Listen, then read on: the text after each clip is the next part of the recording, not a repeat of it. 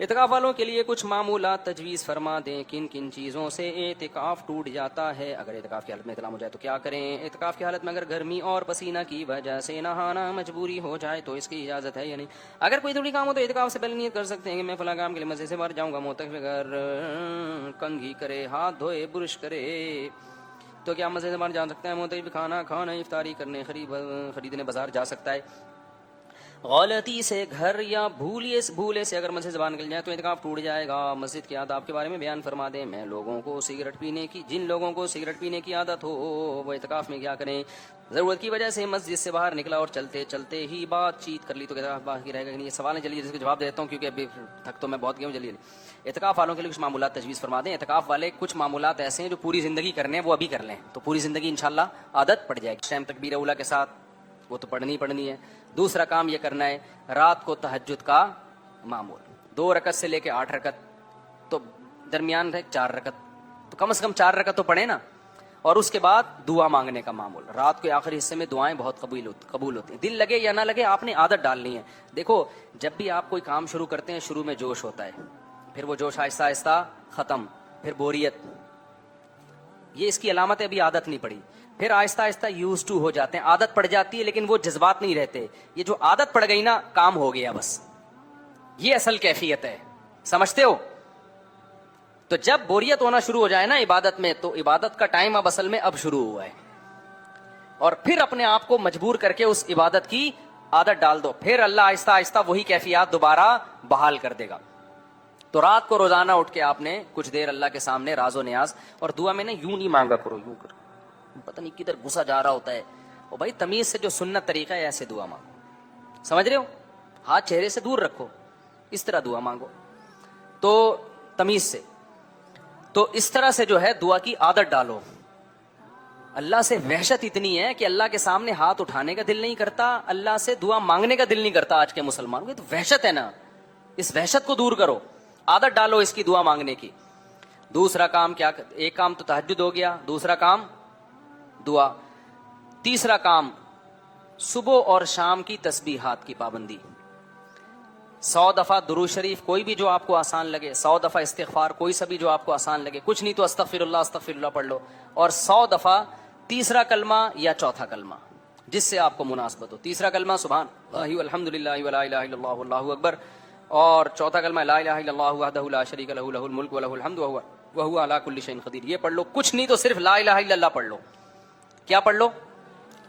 کم سے کم 100 دفعہ صبح اور 100 دفعہ شام، زندگی بھر کا معمول بناؤ اس کو، اعتکاف میں تو عادت ڈالو سب سے پہلے۔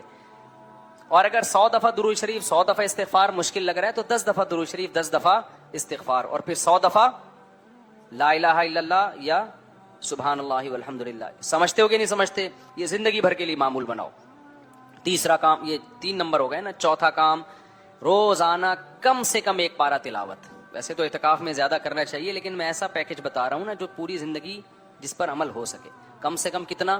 1 پارہ۔ جو قرآن پڑھتے ہوئے اٹکتے بہت ہیں، بہت دیر لگتی ہے، تو وہ ٹائم فکس کر لیں کہ کم سے کم ہم نے آدھا گھنٹہ تلاوت کرنی ہے۔ آدھا مشکل لگ رہا ہے تو 20 منٹ۔ نبی صلی اللہ علیہ وسلم کو وہ عمل جو تھوڑا ہو لیکن کنٹینیو ہو وہ زیادہ پسند تھا اس عمل سے جو بہت زیادہ ہو لیکن کنٹینیو نہ ہو۔ تو آپ 20 منٹ کر لیں، آپ 15 منٹ تلاوت کر لیں، لیکن ڈیلی پابندی سے، چھوڑنی نہیں ہے پھر اس کو۔ بہتر تو ہے کہ آدھا گھنٹہ کریں کم از کم، سمجھتے ہو؟ اچھا، کتنے کام ہو گئے؟ 4 کام ہو گئے۔ 5واں کام آپ نے کیا کرنا ہے کہ جب تک اعتکاف میں ہے، رمضان میں ہے، تراویح تکبیر اولیٰ سے پڑھیں۔ اس میں سستی کا نہ ہو، بیٹھے ہوتے ہیں وہاں، کوئی وہاں پڑا ہوا ہوتا ہے، کوئی ادھر کلا بازی کھا رہا ہوتا ہے، کوئی جیسے امام رکوع میں جاتا ہے بھاگتے ہوئے آتے ہیں، تو تمیز سے پڑھ لو یار، تھوڑے دن تو ہیں آپ کو، کون سا کوئی بھاگے جا رہے ہو۔ اور ایک اور اہم بات یہ کہ جن لوگوں کی تجوید ٹھیک نہیں ہے، قرآن پڑھنا نہیں آتا، تو یہاں مولانا صفی صاحب ہیں، ہمارے شاگرد ہیں، مفتی بھی ہیں ماشاءاللہ، ان کو مذہبی امور کا وزیر بنایا ہے میں نے، وفاقی مذہبی امور سمجھ لیں آپ، وزیر، تو وہ اعتکاف والوں کے لیے، تو جتنے مسائل پوچھنے ان سے پوچھ لیں آپ، اور اللہ بھلا کرے آپ کا، ان سے تجوید بھی سیکھ لیں، وہ قاریوں کو متعین کر دیں گے جن کو تجوید آتی ہے، تو ڈولیاں، وہ جو ہے نا وہ کیا کہتے ہیں، ٹولیاں، سوری ٹولیاں بنا کے بیٹھیں گے. تو جن کو قرآن پڑھنا نہیں آتا وہ اپنا قرآن اس دوران صحیح کر لیں. تو عام معمولات کیا ہیں؟ ایک تہجد ہے، ایک دعا ہے، ایک تلاوت ہے، صبح و شام کی تسبیحات، یہ تو لازمی کریں. پھر کچھ غریبیاں ہیں، اشراق کی بھی عادت ڈال لیں. نہیں تو کم از کم اعتکاف میں تو پڑھیں نا. زندگی بھر کی عادت ڈالیں تو بہت اچھی بات ہے. اسی طرح پھر مغرب کے بعد نبی کا معمول تھا 6 رکعت پڑھنے کا، 2 سنت مؤکدہ، پھر 2 نفل، پھر 2 نفل. تو یہ معمولات بھی کر لیں. عام دنوں میں مشکل ہے تو کم از کم اعتکاف میں کر لیں. لیکن وہ جو پہلے والے معمولات ہیں وہ تو کوشش کریں زندگی بھر کے لیے بنا لیں. سمجھتا ہے کہ نہیں سمجھتا؟ اب میں جلدی مسائل بتاتا ہوں کن چیزوں سے اعتکاف ٹوٹ جاتا ہے. اعتکاف 2 چیزوں سے ٹوٹتا ہے، یا تو روزہ ٹوٹ گیا آپ کا، یا آپ مسجد سے بلا ضرورت باہر نکل گئے. ضرورت کیا ہے؟ صرف وضو کے لیے جا سکتے ہیں. غسل فرض ہو جائے تو فرض غسل کے لیے جا سکتے ہیں، بیت الخلاء کے لیے جا سکتے ہیں، اور اگر کھانا لینے جانا چاہتے ہیں تو کھانا لے جانے کے لیے بھی جا سکتے ہیں، کھانا کھانے کے لیے بھی جا سکتے ہیں. سمجھتے ہو؟ کھانا کھانے جانا ہے جی، کھانا اب تو یہاں کھانا آ رہا ہے، آپ کو ضرورت کیا کھانا کھانے کے لیے باہر جانے کی. لیکن اگر کسی کا نہیں ہے، کوئی کھچڑی کھانی ہے اس نے، یہاں نہیں مل رہی اس کو کھچڑی، پیٹ خراب ہو رہا ہے، تو وہ باہر بھی جا سکتا ہے. کسی بھی جب ضرورت کے لیے جائیں، جو میں نے ان ضرورتیں بیان کی ہیں، تو اس میں چلتے چلتے بات چیت بھی ہو سکتی ہے، رکنا نہیں ہے. سمجھتے ہو؟ رکنا نہیں. چلنے کے دوران جو بات ہو گئی تو ٹھیک ہے. بیت الخلاء گئے، رش لگا ہوا ہے، بندہ آ ہی نہیں رہا، پولیس بلوا کے بھی دیکھ لی نہیں نکل رہا، تو آپ کھڑے رہیں. اس سے آپ کا اعتکاف نہیں ٹوٹے گا، چونکہ وہ ٹائم انتظار میں گزر رہا ہے. تو اس دوران بات چیت بھی کر سکتے ہیں. بات چیت کی وجہ سے نہیں ٹھہرے ہوئے، آپ ٹھہرنے کی وجہ سے بات چیت کر رہے ہیں. واش روم مسجد کے اجتماعی ہوتے ہیں، ایک واش روم ہے آپ کو نہیں سمجھ میں آ رہا یار یہ گندا واش روم ہے، دوسرا صاف ہے. ہوتا ہے بعض دفعہ اجتماعی جب نظم ہوتا ہے تو اس میں کچھ اونچ نیچ ہو جاتی ہے، تو آپ کا وہاں نہیں جانے کا موڈ ہو رہا آپ کا، تو آپ ٹھیک ہے، یہ بھی ایک شرعی مجبوری ہے. تو آپ کہیں نہیں بھائی میں اسی واش روم میں جاؤں گا، یہاں سے جب بندہ آئے گا تو میں جاؤں گا، ورنہ اس والے میں نہیں. بعض لوگ اس کا کموڈ کا استعمال کرتے ہیں، بعض دوسرے واش روم استعمال کرتے ہیں، تو یہ سب ضرورت میں داخل ہیں. مسئلہ یہ ہوتا ہے افطاری کر کے لوگ فوراً ہاتھ دھونے کے لیے وضو خانے میں چلے جاتے ہیں، تو ان کا اعتکاف ختم ہو جاتا ہے، کیونکہ ہاتھ دھونے کے لیے جانا کوئی شرعی ضرورت بولو نہیں ہے. ہاں آپ افطاری کر کے وضو کے لیے گئے، اسی دوران ہاتھ بھی دھو لیا آپ نے تو ٹھیک ہے. اسپیشل ٹوتھ برش یا ٹوتھ پیسٹ کرنے کے لیے آپ مسجد سے باہر نکلے، اعتکاف ٹوٹ جائے گا.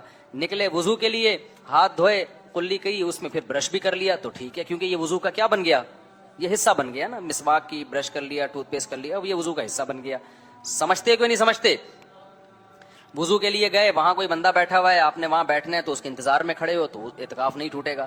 تو بلا وجہ جب بھی نکلو گے اعتکاف ٹوٹے گا، اور ضرورت سے نکلو گے تو اعتکاف نہیں ٹوٹے گا. اور ضرورتیں وہی ہیں جو میں نے بیان کر دی ہیں. سمجھتے ہو؟ آگے چلتے ہیں ہم. اگر اعتکاف کی حالت میں احتلام ہو جائے تو جیسے ہی آنکھ کھلے فوراً مسجد سے باہر نکلیں اور غسل کریں. ناپاکی کی حالت میں مسجد میں ٹھہرنا جائز نہیں. اس صورت میں بھی مسجد سے باہر نکلنے میں اعتکاف نہیں ٹوٹے گا. اچھا یہ اعتکاف کی حالت میں اگر نہانا ہو، نہیں اعتکاف میں نہیں نہا سکتے، فرض غسل کر سکتے ہیں. باقی جمعے کا کر سکتے ہیں نہیں کر سکتے، اس میں بڑا اختلاف ہے. احتیاط یہی ہے کہ نہ کریں، گھر سے تیزاب سے نہا کے آنا چاہیے تھا آپ لوگوں کو. باقی مسجدوں میں ایک انتظام یہ ہو رہا ہے، کیونکہ گرمی میں پھر وہ جسم چپچپا ہو جاتا ہے، تو مسجدوں میں ہی ایسا انتظام ہو رہا ہے آج کل کہ وہیں غسل ہو اور وہیں پانی مسجد کو خراب بھی نہ کرے، وہیں جمع ہو جائے. تو انتظامیہ سے ہم بھی گزارش کریں گے کوئی ایسا سسٹم بنا دیا جائے تاکہ غسل بھی ہو جائے اور مسجد سے باہر نکلنے کی نوبت بھی نہ آئے اور مسجد خراب بھی نہ ہو غسل کی وجہ سے. ورنہ اتنا تو کر سکتے ہیں کہ سر دھو سکتے ہیں، سر باہر نکالیں اور پانی سے دھو دیں سر. پاؤں باہر نکالنے سے اعتکاف ٹوٹتا ہے، سر باہر نکالنے سے نہیں ٹوٹتا. اگر معتکف اگر کلی کرے، ہاتھ دھوئے، برش کرے، اس کے لیے مسجد سے باہر نکلے، نہیں نکل سکتا. معتکف کھانا افطاری خریدنے بازار جا سکتا ہے. غلطی سے اگر یا بھولے سے اگر مسجد سے نکل جائے تو اعتکاف ٹوٹ جائے گا. جی ہاں ٹوٹ جائے گا. حدیث میں آتا ہے میری امت پر خطا اور بھول معاف کر دیا گیا ہے. تو مطلب یہ کہ خطا سے یا بھولے سے کوئی کام ہو تو اس کا گناہ نہیں ملتا، یہ مطلب ہے اس حدیث کا. یہ مطلب نہیں ہے کہ اس کے جو شرعی حکام ہیں وہی نہیں متوجہ ہوتے. صرف روزے کے بارے میں حدیث میں کہ بھولے سے کھانے سے نہیں ٹوٹتا، باقی جتنی بھی جنایات ہیں وہ بھولے سے بھی ٹوٹ جاتی ہیں، یعنی اس پہ سزا ملتی ہے، دنیا کی آخرت کی نہیں، اور غلطی سے بھی. تو اگر آپ بھولے سے نکل گئے مسجد سے باہر کہ یاد ہی نہیں تھا کہ میں اعتکاف میں آیا ہوا ہوں، تو اعتکاف کیا ہو جائے گا؟ ٹوٹ جائے گا. معتکف کھانا افطاری ہوں یا مسجد اچھا اعتکاف ٹوٹ جائے تو کرے گا کیا آدمی؟ چلا جائے گھر. تو جس دن کا اعتکاف ٹوٹا ہے نا اس دن کی قضا اس پر واجب ہے. تو اگلے مسجد میں آ جائے اور پھر کیا کرے, مغرب سے پہلے نیت کر لے کہ کل جو میرا آج جو اعتکاف ٹوٹا تھا یا کل رات جو ٹوٹا تھا, تو میں نیت کرتا ہوں اس کی 1 دن کی قضا کر رہا ہوں, اور پھر مغرب کے بعد اس قضا کی نیت سے بیٹھ جائے, 24 گھنٹے پورے کر لے, وہ قضا کیا ہو جائے گی, کیونکہ جس دن ٹوٹتا ہے نا اسی دن کی قضا واجب ہوتی ہے, تو 1 دن کی قضا اس پر کیا ہو جائے گی, واجب ہو جائے گی. تو 1 دن کی قضا کر لے اور پھر نفلی نیت سے بیٹھ جائے, کیونکہ ایک نیت کی ہے مسجد میں بیٹھنے کی, اب غلطی سے ٹوٹ گیا, اب گھر جا رہا ہے تو بیٹھ جائے بھائی, مسجد کو سب بیٹھے ہوئے تو کیوں نہیں بیٹھ رہا ہے یہاں پہ تجھے کیا تکلیف ہے, اللہ اللہ کر لے بیٹھ کے, اب آیا اللہ کے لیے قربانی دے کے. اور یہ تو فقہی حکام ہے کہ ٹوٹ جاتا ہے, اللہ کی نظر میں تو چونکہ غلطی سے ٹوٹا ہے تو ہو سکتا ہے نفلی اعتکاف کے لیے بیٹھ جاؤ, اللہ ثواب کون سا دے, پورا سنت والا ثواب دے دے کہ بھائی اس بیچارے کو پتہ نہیں تھا. آگے چلتے ہیں ہم, مسجد کے آداب کے بارے میں بتا دیں. مسجد میں ہنسی مذاق اس طریقے سے کرنا کہ پتہ ہی نہ چلے کہ یہ گٹکے کی دکان پہ بیٹھا ہوا ہے یا مسجد میں بیٹھا ہوا ہے, یہ بہت بری حرکت ہے. سمجھتے ہو, یہ نہیں کہہ رہے ہم کہ آپ چپ بیٹھے رہیں اور کوئی بات چیت ہی نہ کریں, ایسا نہیں ہے, لیکن تہذیب کے دائرے میں. اگر مزاح بھی آپ کر رہے ہیں تو تہذیب کے دائرے میں, ہاں ایسی ایسی ہنسیاں نکالنا جیسے وہ گٹر کے ڈھکنوں پہ نہیں لوگ بیٹھے ہوئے ہوتے باتیں کر رہے ہوتے ہیں, یا چیخو پکار, ابے اوئے ادھر آؤ ادھر آؤ, اس طرح کی چیخو پکار نہ کریں, یہ بہت سخت بے ادبی کی بات ہے. اچھا بھائی, بعض لوگوں کو سگریٹ پینے کی عادت ہو, وہ اعتکاف میں کیا کریں؟ مسجد کے اندر تو سگریٹ نہیں پی سکتے, ہمت کر کے سگریٹ سے بھی توبہ کر لیں, ایسی کی بولو تیسی, چھوڑ دو یار سگریٹ, کوئی ڈھنگ کی چیز نہیں ہے, دھواں نکلے گا, پھر بتا رہا ہوں میں, قبر میں بھی دھواں نکلے گا.